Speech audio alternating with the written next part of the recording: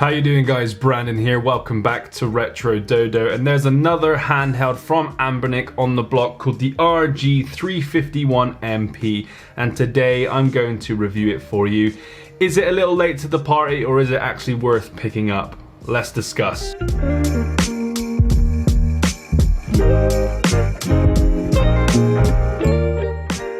So like any ANBERNIC product, this is their typical packaging. Nothing really crazy, and it does look like their older products, but I can assure you there is a new handheld on the inside called the RG351MP. You get your USB-C charging, you get your Wi-Fi dongle, you get a micro SD card, which is probably full of ROMs and stuff, which is probably not allowed, and you get your screen protector and so on.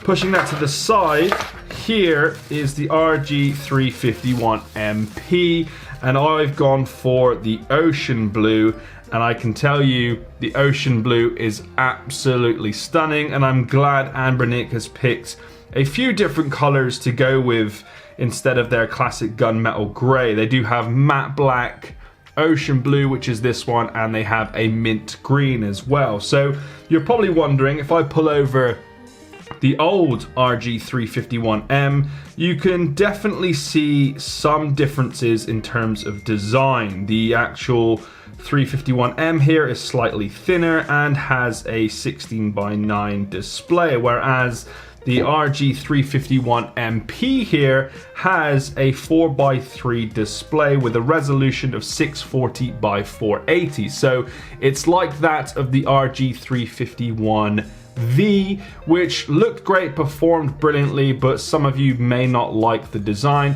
So now ANBERNIC have put that into their flagship device, which is now the MP. Now, where my real issues come up isn't regarding the handheld itself, which we'll get into in a minute. It's regarding their release date. It's a little late to the party, I'll be honest. In here you have your RK3326 chip, which, as you know, has been around probably since 2019 now, so it's an old chip, and ANBERNIC haven't really, dabbled in anything new for a very long time. So I think this is basically going to be their flagship RK3326 device, that if you want something that plays up to PlayStation 1 flawlessly, this is going to be their top of the line product. And in all honesty, I agree with that. The build quality is superb, and for those of you that are new to ANBERNIC creates some of the best built retro handhelds out of China in the affordable market, hands down, and this is their very best, especially with the brand new display.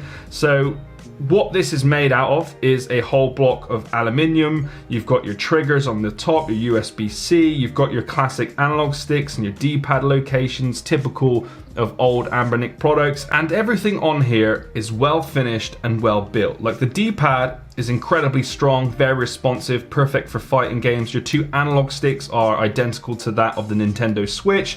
They have your L3, R3 functionalities, and they sit into the handheld, allowing you to put this into your pocket without it getting snagged.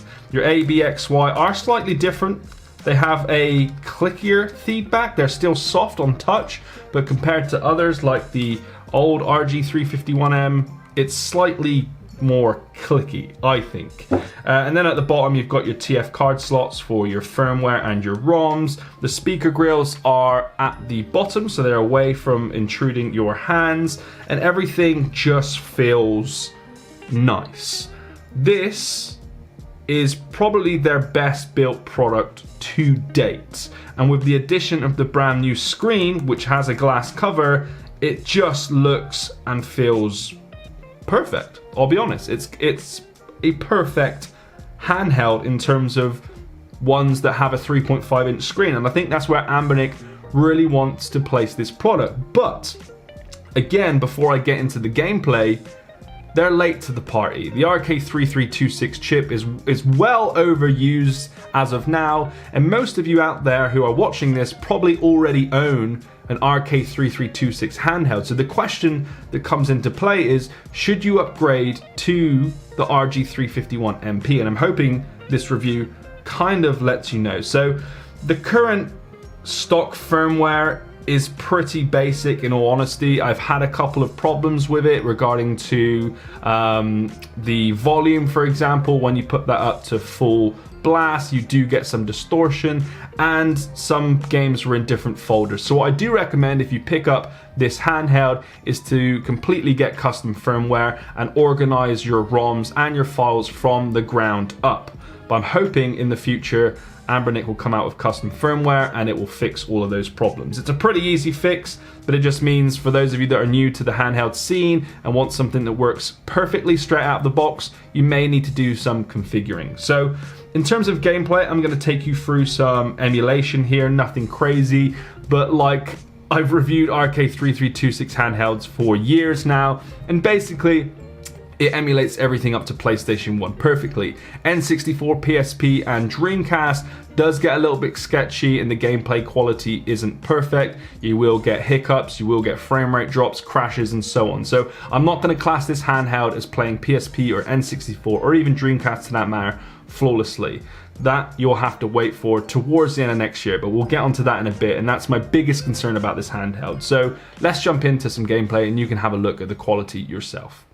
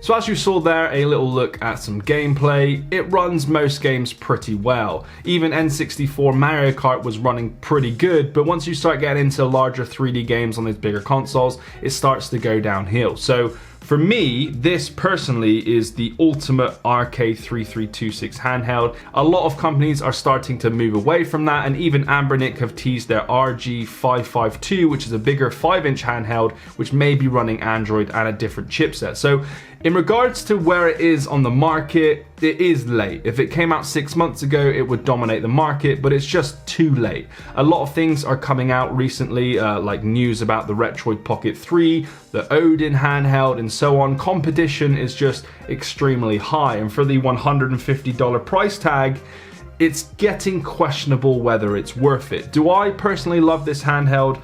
Absolutely. This is going on my shelf and in my collection, and it's probably going to be my, my frequent driver in terms of old retro games, because I really do love metal shells. I don't know what it is about it. The premium feel just makes me fall in love. But would I advise it to those of you that already have an RK3326 handheld?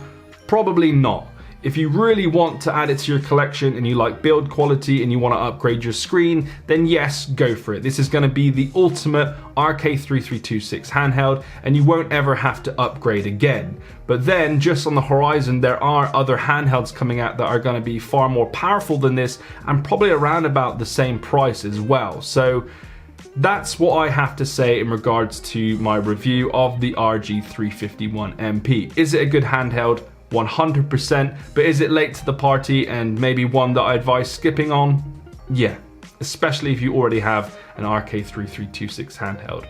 So there you have it. If you want to see even more handheld reviews coming up in the near future, do hit subscribe. I've got a ton more coming up and some special ones as well that you may not have heard of. So hit subscribe, and I hope to see you in the next video. Peace.